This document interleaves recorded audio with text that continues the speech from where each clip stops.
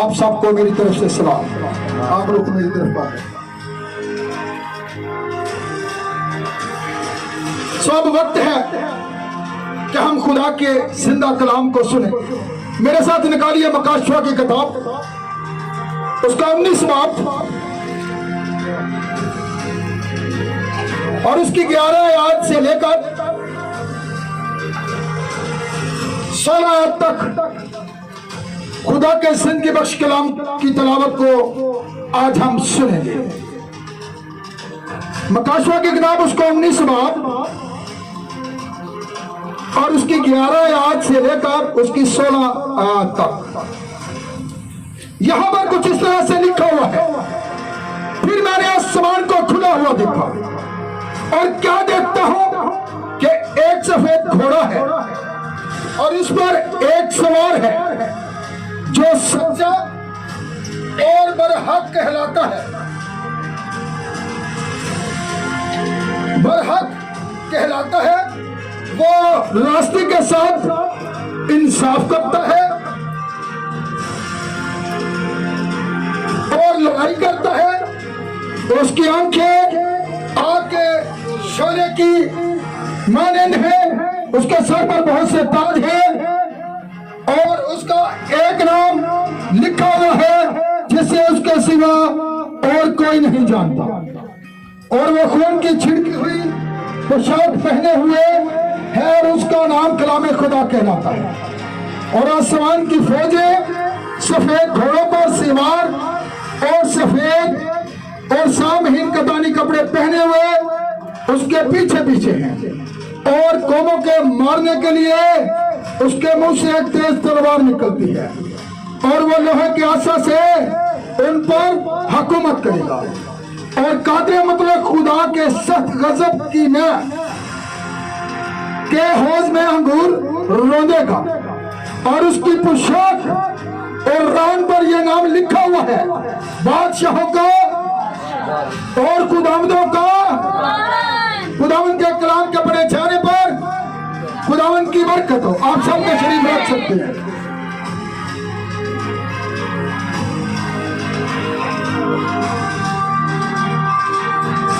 अब यहां पर जो आज का हमारा टॉपिक है, जो आज का हमारा अन्वान है, वो ये है, वो बादशाहों का बादशाह और खुदावंदों का खुदावंद है।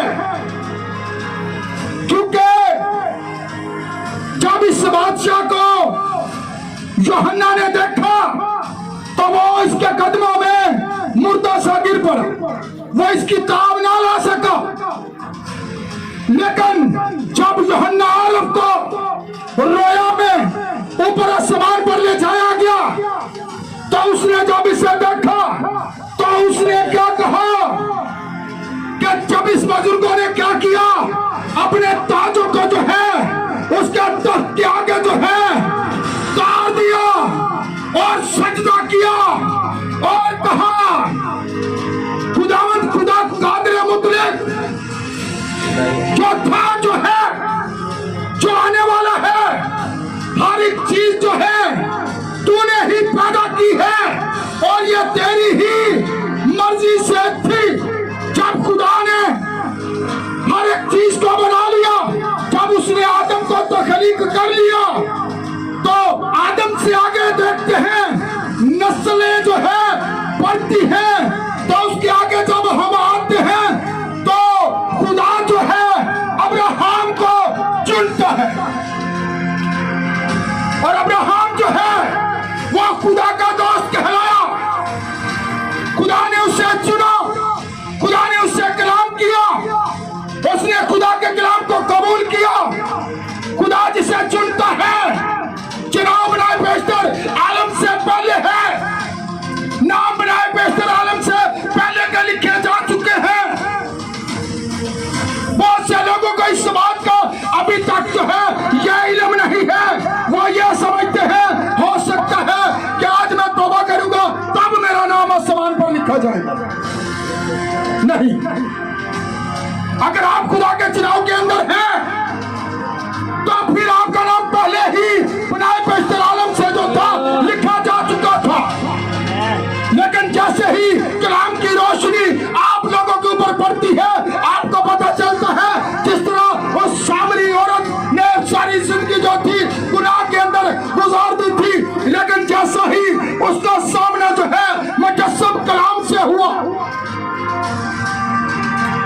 कौवा पर कसीदा भी वो आलिमों से ज्यादा जानती थी।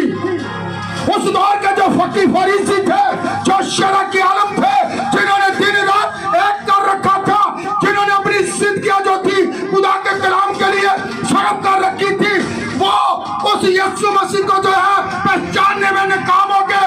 लेकिन उस सामरी औरत ने, जिसे लोग गलील समझते थे, जिसे बदतरीन समझते थे, गुनाह के अंदर थी, लेकिन वो खुदा के चुनाव के अंदर थी। उसने जब यीशु मसीह को देखा, उसने पहचान लिया कि ये वही तो है जो मेरे बनाने वाला।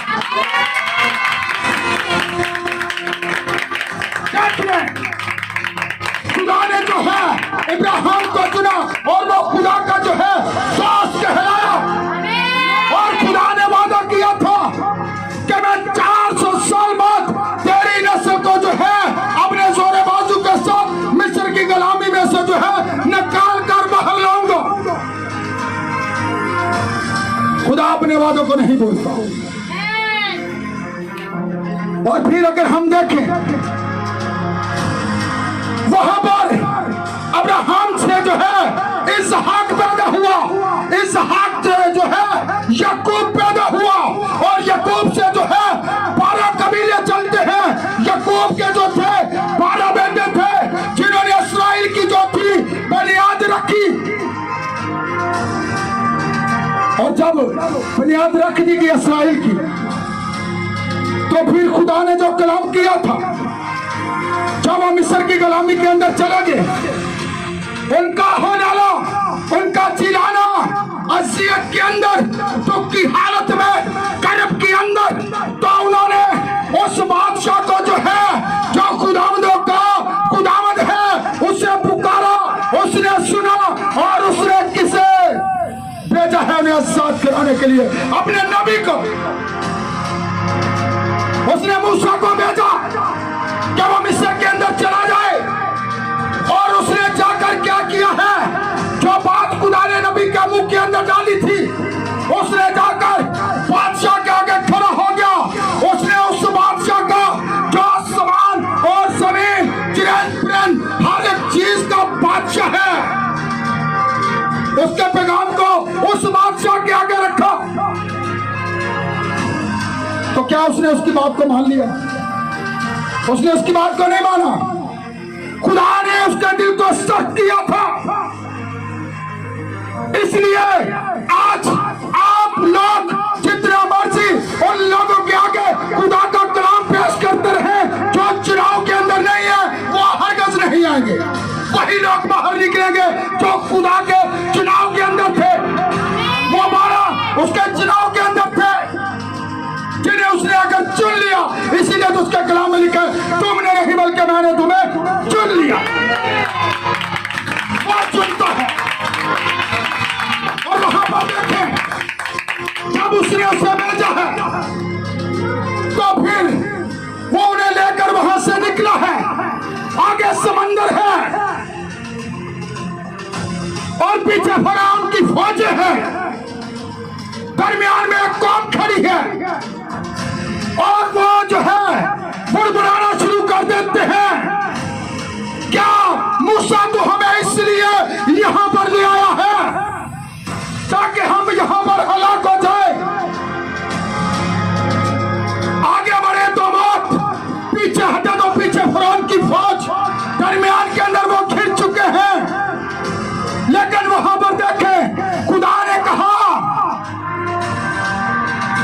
मूसा से कि तू क्या कर, अपनी लाठी को जो है समंदर पर भरा। और जैसे ही उसने अपनी लाठी को समंदर पर भराया, ज़बूर की किताब के अंदर लिखा है, उसकी एक झिड़की से जो है समंदर भाग जाता है, पीछे हट जाता है। और यहां पर देखें, इसमें ना कोई लाठी की करामात थी, ना कोई मूसा की करामात थी, बल्कि करामात किसकी थी? जो कि बादशाहों का बादशाह है, जो खुदावंदों का खुदावंद है। ये सारी चीजें उसके कलाम से पैदा हुई है, तो उसके कलाम ही से दूर हट जाए। तो वहां पर देखें,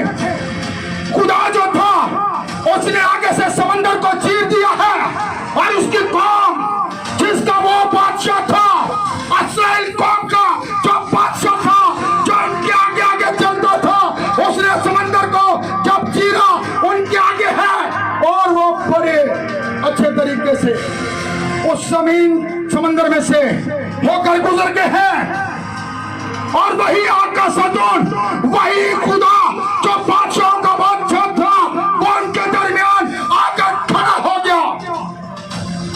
और जब वो खड़ा हो गया, उसने जो है फिरौन की फौजों को गर्क करना था। उसने इस्राएलियों से कहा, आज इन मिस्रियों को गौर से देख लो कि मैं तुम्हारी तरफ से लड़ने वाला बादशाह हूँ, मैं तुम्हारी तरफ से लड़ने वाला खुदा हूँ, क्योंकि तुम मेरे कहने पर मुल्क मिस्र को छोड़कर निकले।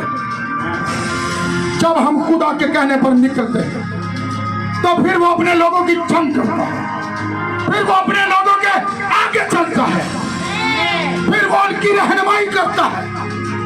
वहां पर देखें, खुदा ने इस्राएलियों से ये बात कही, गौर से देख लो आज इन मिस्रियों को, इसके बाद तुम इन्हें देख नहीं पाओगे, क्योंकि मैं इन मिस्रियों को जो हूं इसी पानी के अंदर खत्म कर। क्या जो लोग उन्हें मारने के लिए आए थे, क्या मार सकते? बल्कि खुद मार दिया। सब पानी के अंदर फना हो गए, बर्बाद हो गए। लेकिन जिनकी रहनुमाई खुदा कर रहा था, जिनकी रहनुमाई इस्राएल का बादशाह कर रहा था, जब वो वहां से निकले हैं तो फिर देखें उनके आगे फिर बुड़बुड़ाना। उन्होंने कहा, जिस तरह दूसरी कौमों के, हिवियों के बड़ी सारी कौमें थी, उनकी तरह हमें भी बादशाह चाहिए ताकि हम उसे अपनी आंखों से देख सकें। शमूएल नबी के पास वो आते हैं, वो कहते हैं जिस तरह दूसरी कौमों के बादशाह हैं, इसी तरह हमारा भी एक बादशाह होना चाहिए जो हमें नजर आए और हम उस बादशाह की रहनुमाई में आगे बढ़ना चाहते हैं। खुदा को इस बात से दुख हुआ। खुदा ने नबी से कहा, उन्होंने मुझे रद्द किया है कि मैं उनका बादशाह ना रहूं। जिस तरह के आज दुनिया के अंदर तंजीमों के ऊपर सरबराह बैठे हुए हैं जो उन्हें चिढ़ा रहे हैं, लेकिन इस्राएल का जो सरबराह था, जो हुक्मरान था, जो बादशाह था, जिसकी रहनुमाई में वो चलते हुए आ रहे थे, किसी चीज की न कमी हुई है? नहीं हुई। 40 साल एक बहुत बड़ा पीरियड था। उनके जूते नहीं टूटे, उनके कपड़े नहीं फटे। उन्होंने बुड़बुड़ाना शुरू किया, हम मिस्र के अंदर जब थे, हम लहसुन खाते थे, हम प्याज खाते थे, हम खीरे खाते थे, हम फला चीजें खाते थे। उनका ध्यान पीछे ही था, लेकिन वो जिंदा खुदा के मौजज़ों को, अपने बादशाह को उन्होंने जब रद्द किया तो फिर देखें बाइबल के अंदर मिलता है, उन्होंने बादशाह को रद्द किया है। खुदा ने कहा, उन्होंने तेरी नहीं बल्कि मेरी क्या की है, तकीर की है। उन्होंने मुझे रद्द किया कि अब मैं इनका बादशाह न रहूं। तो लेकिन मैं इस बात पर आऊंगा, पहले आप इस बात पर गौर करें। जब उन्होंने बुड़बुड़ाना शुरू किया तो खुदा ने जो है अपने आसमान को खोला और उन्हें जो है फरिश्तों की खुराक खिलाई, ताजा मन्ना खिलाया, ताजा खुराक देता था। क्योंकि वो सियासत के अंदर अगर हम देखें, सबसे बड़ा मकबूल नारा कौन सा है? हम आपको रोटी देंगे, हम आपको कपड़ा देंगे। ऐसी बात है, ये सियासी नारा है। आपको मकान देंगे, सियासी नारा है, वोट लेने। लेकिन यह रियासत की जिम्मेदारी होती है, लेकिन रियासत के ऊपर हुकूमत की जो है यह जिम्मेदारी होती है, ये बादशाह की जिम्मेदारी होती है। लेकिन उनका बादशाह, उनका जो बादशाह था वो कोई इंसान नहीं था। इस्राएल का जो बादशाह था वो खुद जिंदा खुदा था, जो हर एक चीज उन्हें प्रोवाइड कर रहा था।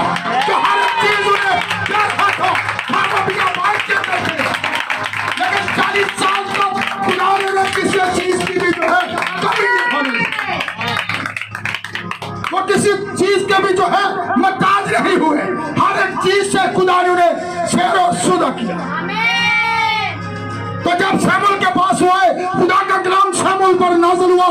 शमूएल दोबारा खुदा के पास जाता है, वो कहता है वो बार बार मुझे तंग कर रहे हैं। तो खुदा ने हुक्म दिया,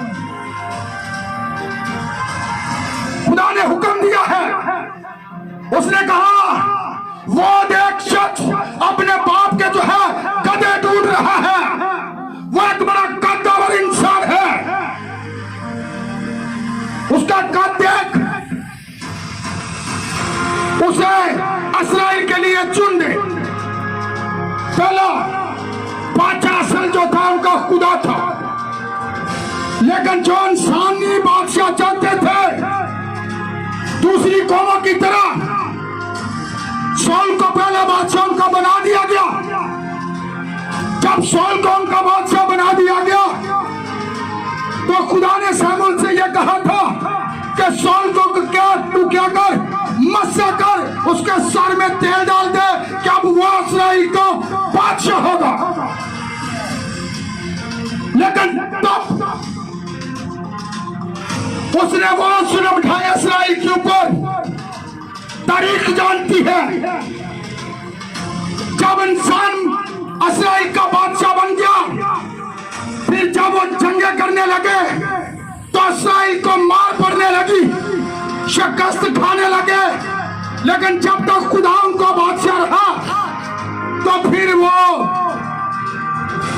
शिकस्त उनका मुकद्दर नहीं थी। लेकिन यहां पर गौर करते हैं, अगर हम यहां पर गौर करें तो जब यरू के ऊपर उन्होंने चढ़ाई की थी तो खुदा ने हुक्म दिया था, जब वो यरू को फतह करने के लिए चले थे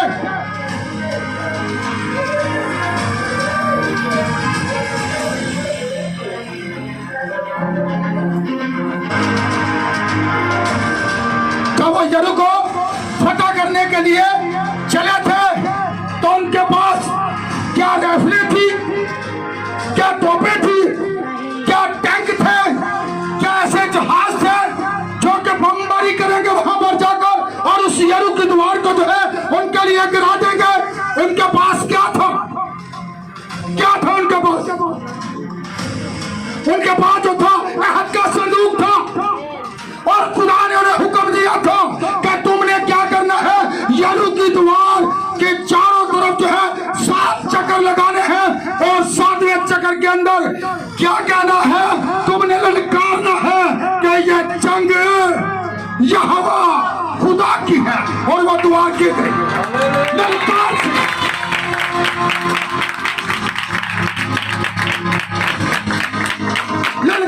जो है वो दीवार यरू की गिर गई है, बादशाह की ललकार से, जो उनका बादशाह था।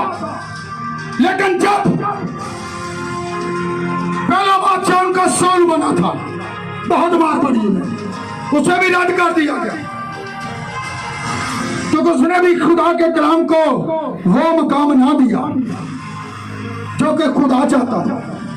क्योंकि जब अमालेकियों से जंग हुई तो उसने क्या किया था, खुदा के कलाम के हुक्म को तोड़ा था।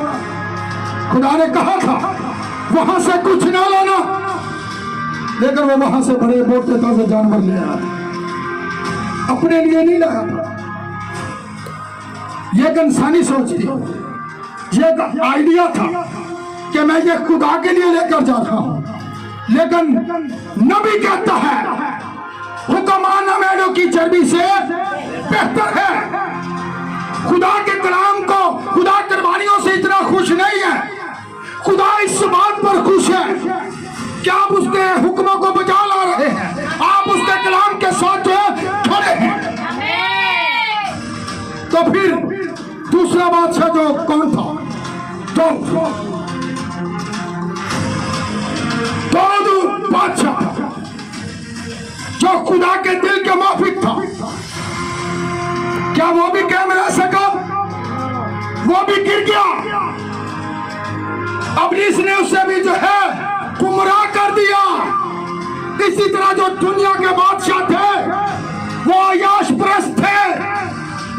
पापी थे, वो गुनाहों में थे, लेकिन जो इस्राएल का खुदा बादशाह था, उस बादशाह को उन्होंने रद्द किया था। तो सौल बादशाह भी रद्द हो गया, क्योंकि उसने खुदा के कलाम की जो थी पैरवाई ना की। फिर दाऊद भी गिर गया। फिर तीसरा बादशाह जो इस्राएल का था, वो सुलेमान बादशाह था, लेकिन उसकी जिंदगी का भी आखिर अच्छा नहीं था,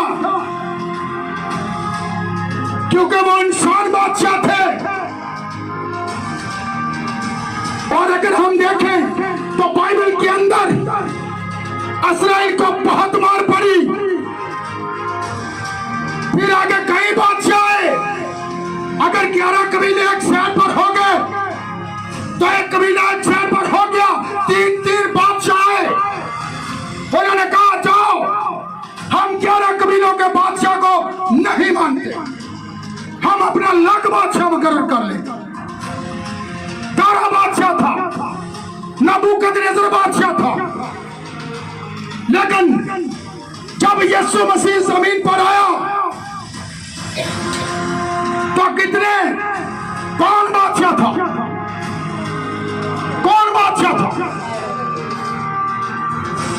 वो यहूदी था। आवाज नहीं आ रही, मैं पूछना चाहता हूं,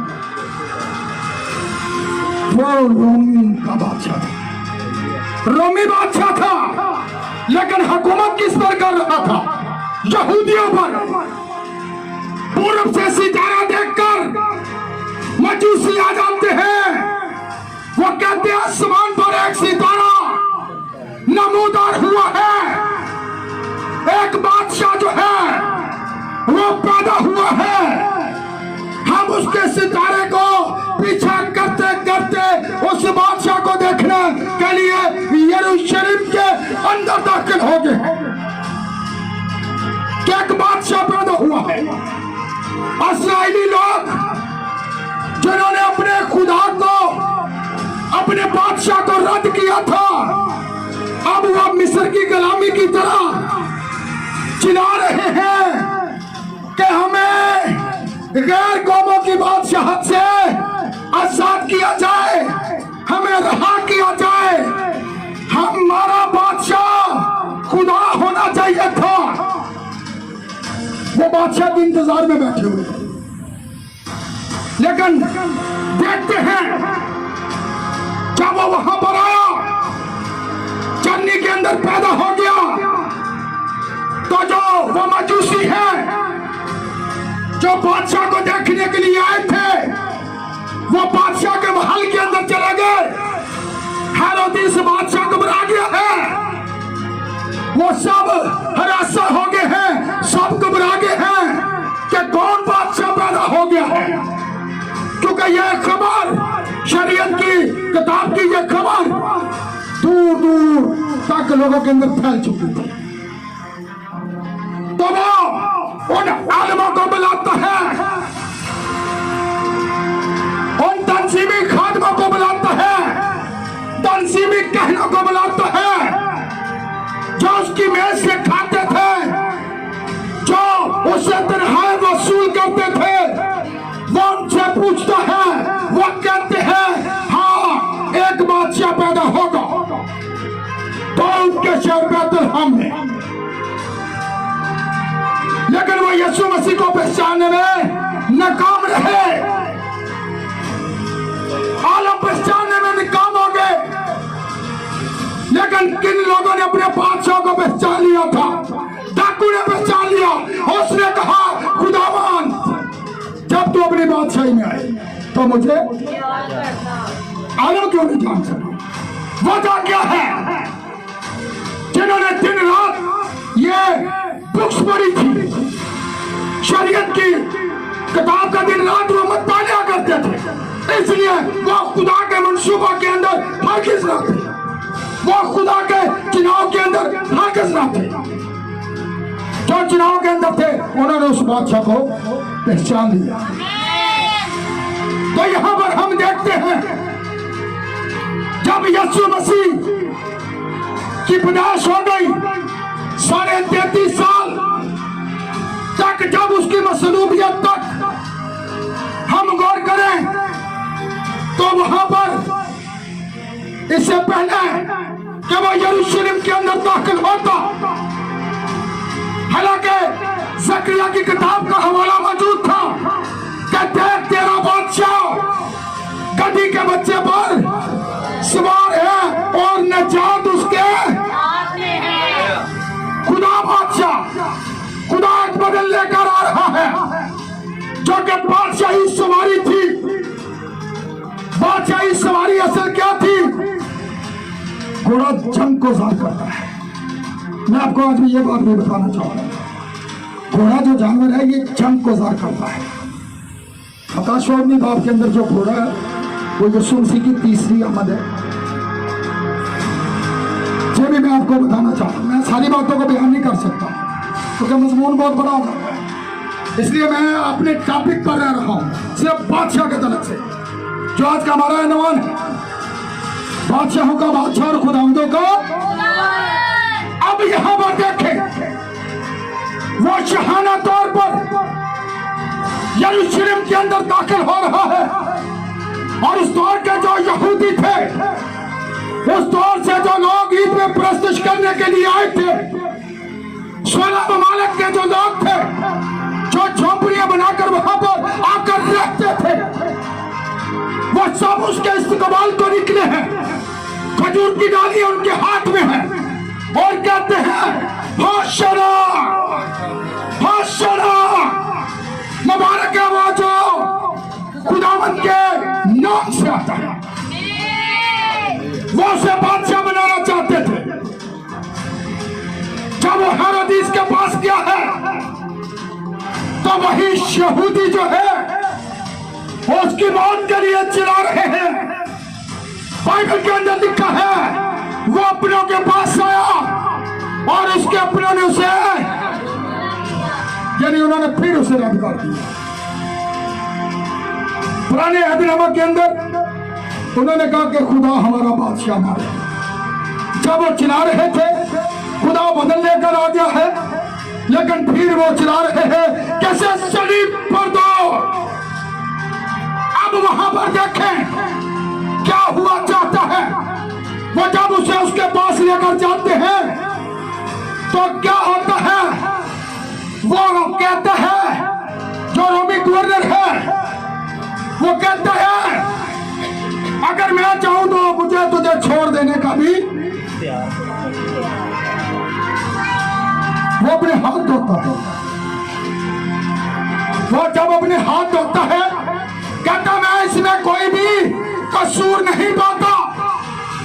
मैं हर ईद पर जो है, हर फसा पर जो है एक शख्स को जो हूं छोड़ता हूं।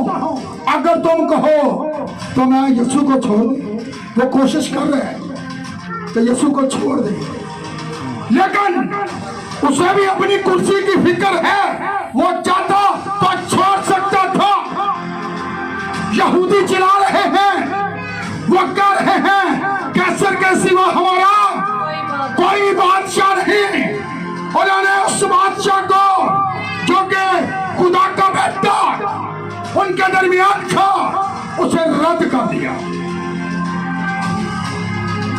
और वो आकर क्या कहता है, हाथ होता है और वो कहता है इसका खून तुम्हारी गर्दनों पर, मैंने इसमें कोई कसूर नहीं पाया। वो जब उसे पता चलता है वो कहता है क्या तू बादशाह है? वो कहता है तू खुद कहता है क्योंकि मैं हूं। तू खुद कहता है क्योंकि मैं हूं। उसने कहा अगर मेरी बादशाही इस दुनिया की होती तो मेरे खादम लड़ते, क्योंकि मेरी बादशाही आसमान की है। वो बादशाहों का और खुदावंदों का। इसलिए अगर वो बादशाहों का बादशाह है तो फिर देखें किस तरह उसका तमस्करा उड़ाया जाता है, किस तरह उसको ठट्ठों में उड़ाया जाता है, कांटों का ताज बनाकर उसके सर के ऊपर रखा जाता है, उसके कपड़ों के ऊपर जो है कूड़ा डाला जाता है।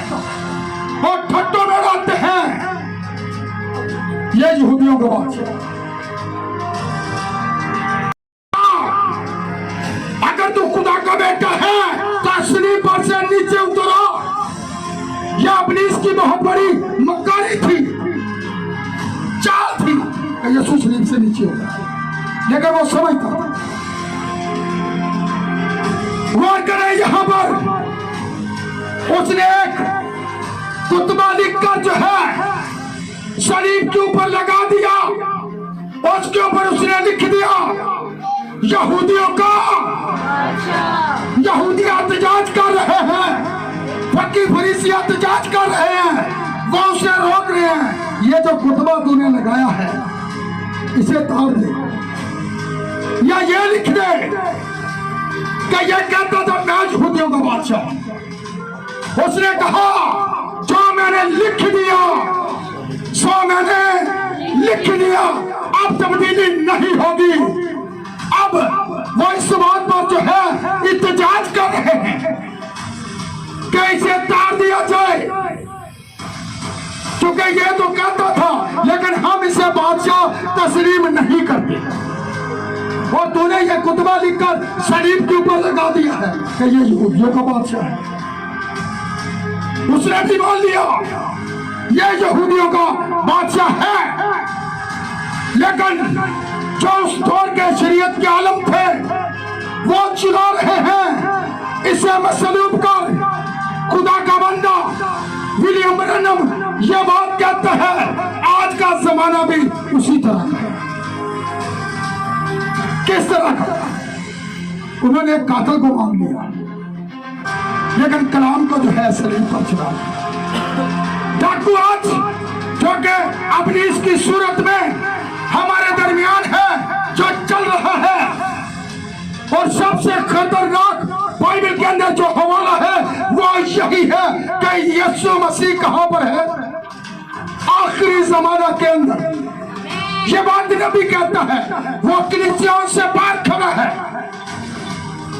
क्योंकि हमने जो है अपने तौर तरीकों से, अपने कान से, अपनी रस्मात से जो है क्या किया है उसे बाहर निकाल दिया।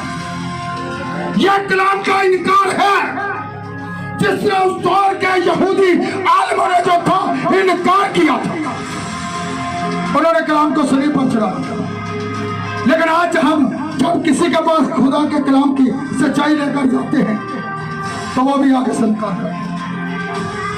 भाई हमारी तंजीम इस बात को नहीं मानती, हमारा चेयरमैन जो हमारे ऊपर बैठा हुआ है वो इस बात को नहीं मानता, लेकिन हमारा चेयरमैन जो है, हमारा जो बादशाह है, जिसकी रान के ऊपर यह लिखा हुआ है खुदावंदों का खुदावन और बादशाहों का बादशाह, उसकी रान पर लिखा हुआ है, वहां खुतबा लिखकर लगाया गया। अब उसकी रान, ये है रान, देख ले रान किसे कहते हैं बच्चों, जरा इधर ध्यान दे, रान किसे कहते हैं। अब यहां पर लिखा हुआ उसकी रान के ऊपर खुदावंदों का खुदावन और बादशाहों का बादशाह है। अब उस रान खुला हुआ है और यूहन्ना आरिफ जो है वो एक सफेद घोड़े को देखता है, और वो सफेद घोड़ा कहां से आ रहा है? आसमान से। ये उसकी तीसरी आमद होगी। दूसरी में दुल्हन ऊपर होगी। मकाशवा 4 बाब की पहली आयत के अंदर लिखा है, फिर मैंने निगाह की तो क्या देखता हूं कि आसमान में एक दरवाजा, फिर आसमान खुला, दुल्हन ऊपर चली गई। मकाशवा 19 बाब के अंदर यीशु मसीह अब जंग के लिए आ रहे हैं। गौर कर लें, घोड़े के ऊपर फौजी उसके पीछे हैं और लिखा उसके मुंह से एक दो भारी तेज तलवार निकलती है। यह तलवार क्या है? यह खुदा का कलाम है।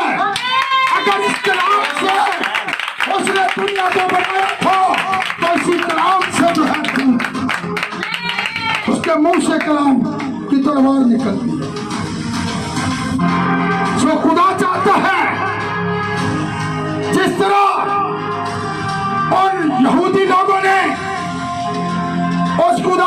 रद्द किया था, उस बादशाह को रद्द किया था, तो आज हम तो उसे रद्द नहीं कर रहे।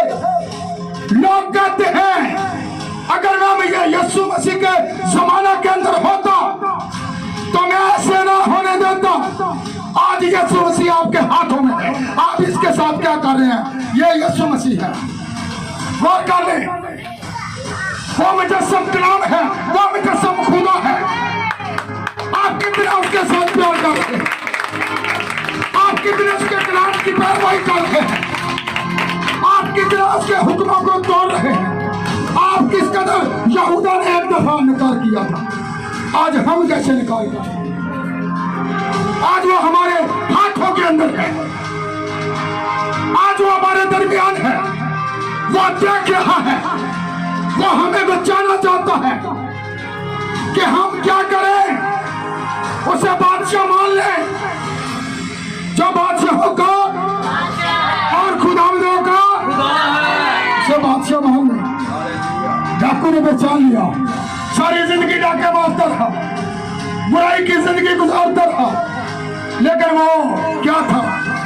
उसके चुनाव के अंदर था बनाए बेहतर आलम से पहले, और उसने सलीब पर जाकर जो है उसे पहचान लिया कि ये बादशाह है। उसने गवाही दे दी, उसने कहा हम तो वाकई ही मुजरम हैं, गुनाहगार हैं, लेकिन ये बेगुनाह है, इसने कोई गुनाह नहीं किया। तो ये रहम की अपील थी कि जब तू अपनी बादशाही में आए तो खुदावंद मुझे ही आ। उसे पता था एक वक्त आएगा हमारा खुदावंद जो सलीब पर लटका हुआ है, ये बादशाह बनेगा। पुराने अहदनामा के अंदर यहोवा बादशाह है, नए अहदनामा के अंदर यीशु मसीह बादशाह है।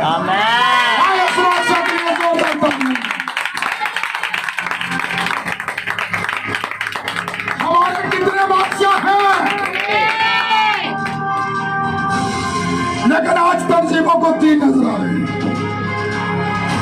जरा गौर कर लें, वो कहते हैं तीनों अलग अलग हैं, इस तरह तो फिर तीन बादशाह हैं, लेकिन बाइबल के अंदर पुराने अहदनामा के अंदर अगर मैं बादशाह के टॉपिक के ऊपर बोलता रहूं तो हो सकता है मैं 6 घंटे तक मैसेज देता रहूं सिर्फ बादशाह के तरफ। पुराने अहदनामा के अंदर जो बादशाह है, खुदा हमारा बादशाह है। सबूरों की किताब भरी पड़ी, खुदा हमारा बादशाह है, खुदा अदालत करता है। नए अहदनामा के अंदर हम देखते हैं यीशु मसीह अदालत करता है, एक ही बादशाह है। लेकिन लोग उसे पहचानने में नाकाम रहे, इसलिए वो कहता है मेरे बाप को ये पसंद आया। एक जगह पर वो क्या कहता है, ये कोई भी नहीं जानता कि बेटा कौन है, और ये कोई भी नहीं जानता कि बाप कौन है। तो फिर देख लें, वो कहता है मेरे बाप को यह पसंद आया है कि बादशाही आए छोटे गले बड़े चर्च पर नाल बादशाही नहीं मिलती, छोटे गले। दुल्हन बहुत छोटी है, दुल्हन बहुत छोटी है। प्रदेश के अंदर एक शख्स उठाया गया था, हनूक 365 वर्ष की उम्र के अंदर, जो दुल्हन की नुमाइंदगी करता है। वो दुल्हन की नुमाइंदगी है, दुल्हन बहुत छोटी है। वो बाहर निकलेगी तंजीमों में से, मिशनों में से, वो खुदा के कलाम के साथ खड़ी होगी, क्योंकि हर दुल्हन की पहचान अपने शोहर से होती है, और उसका शोहर जो है उसका कलाम है, उसका कलाम है। फिर आप वही कहेंगे जो कलाम कहता है, हमारा बादशाह के बात कहता है। ये है हमारा बादशाह, हम बादशाह की सुनेंगे, हम दुनिया के बादशाहों की नहीं सुनेंगे, क्योंकि अबलीस ने यीशु मसीह को जो थी ये ऑफर की थी।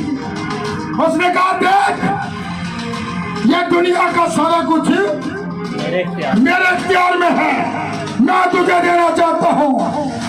वो दुनिया का बादशाह बना बैठा है और वो क्या कहता है, जहान के खुदा ने तुम्हारी अक्लों को ताकि खुदा के कलाम को उस बादशाह को आप पहचान ना सके, लेकिन पहचानेंगे वही जो उसके चिनाव में थे। जब रोशनी उनके ऊपर पड़ेगी, बीज को जिस तरह जमीन के अंदर बो दिया जाता है, फिर एक तना निकलता है, तने के ऊपर एक बाली निकलती है, फिर उसी तरह का एक बाली के अंदर दाना बन जाता है और फिर वो बाली खुल जाती है। कोई उसे रोक नहीं सकता। जो यीशु मसीह, जो हमारे खुदा, जो कि बादशाह है, जो उसकी दुल्हन है, उसे कोई दुनिया की ताकत रोक न सकेगी। बल्कि वो और वो ये कहेगी कि मेरा बादशाह ये कहता है।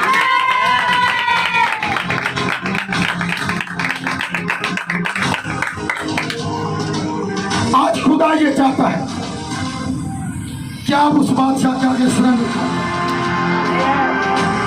कहें तू मेरा बादशाह है। और जब बादशाह होता है फिर उसका एहतराम कैसे किया जाता है? खाली तालियों में खुदा खुश नहीं हुआ, अपना उसके हैंडओवर का उसके ताबे हो जाए, वफादारी करें। अगर वो दुल्हा है तो फिर हम उसकी दुल्हन है, फिर हम वही कहेंगे हमारा शोहर ये कहता है। तो यीशु मसीह ने क्या कहा था, मेरी बेटे मेरी आवाज को, वो किसी गैर के पीछे गैर की आवाज को पहचान लेंगी। ये कलाम से हट के है। तो रसूल यहाँ पर कहता है जो तालीम हमने तुम्हें दी इससे हटकर अगर कोई तालीम देता है तो आसमान का फरिश्ता ही क्यों नहीं आ जाता? तो वो मलाउन है। गलीतियों के नाम पर उस रसूल का खत, उसका एक बाब उसकी 8 के अंदर ये लिखो, हम उसके कलाम से काम आए और उस बादशाह की पहलवाई के जो वो चाहता है। जितने लोग मुझे YouTube पर सुनते हैं, जितने लोग मुझे Facebook पर सुनते हैं, उन बेटियों के लिए, उन बहनों के लिए ये पैगाम जो है ये खुदा का पैगाम है। आप अपने आप उसे दे दें, बुरे कामों को छोड़ें, बुरी राहों को छोड़ें और खुदा के साथ अपने आप को जो है दुरुस्त कर लें, क्योंकि वो आने वाला है।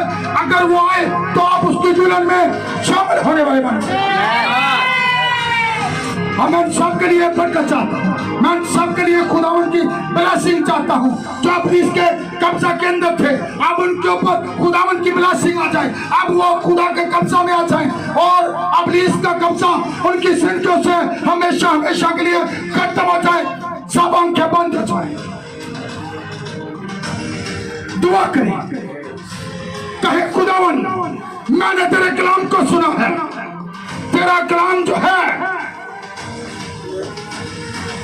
बियाबानों को हरा देता है, तेरा कलाम जो है दिलों को तोड़ता है, तेरा कलाम जो है दोधारी तलवार से भी ज्यादा तेज है, जो बान और कूदे में से होकर गुजर जाता है और इंसान के इरादों और ख्यालों को दूर ही से जान देता है। खुदावंद ये लोग तेरे हैं, इन्होंने तेरी आवाज को सुना है, इन्होंने तेरे पैगाम को सुना है। खुदावंद जिस तरह ये तेरी हजूरी में आकर बैठे हैं, तो खुदावंद अपने कलाम के वसीला अगर कोई बीमार है तो तू अपने कलाम को जो है नाज़िल फरमाकर शिफा करता है। खुदावंद अगर यहाँ पर कोई बीमारी की हालत में है, जिसके औलाद नहीं है, खुदावंद उसे लाज सीने से नवाज। हर तरह की बदली बीमारियों यीशु मसीह के नाम से जाती है। और खुदावन तो अपने कलाम के अंदर है, तो खुदावन अपने कलाम को सच साबित करता है। जिन्हें तू भेजता है तो तस्दीक करता है ये मेरे भेजे हुए लोग हैं। और प्यार से भाई खुदा आज के लिए को बरकत दे, इनके घर वालों को बरकत दे, इनके वालिदैन को बरकत दे, इनके बहन भाइयों को बरकत दे, इनके बच्चों को बरकत दे। खुदावंद ये कलीसिया तुझ में बढ़ती चली जाए, तरक्की करती चली जाए, फैलती जाए। जिस तरह उसने 120 की जमात ने पूरी दुनिया के अंदर खुदावंद तेरे कलाम को फैला दिया, इसी तरह खुदावंद ये जो जिंदगियां इस वक्त तेरी हाजिरी में है, जो यूट्यूब पर सुनती हैं, फेसबुक पर सुनती हैं, खुदावंद वो इस कलाम को एक दूसरे के साथ शेयर करें, ताकि वो उस खुदावंदों के खुदावंद को और उस बादशाहों के बादशाह को पहचान सके और उसकी आवाज का शिल्प हो सके। खुदावंद इन लोगों को छू, बड़ी बरकत। अब मेरा ईमान है जो कुछ मांगा सो पाया, खुदावंद यीशु मसीह के नाम से, आमीन।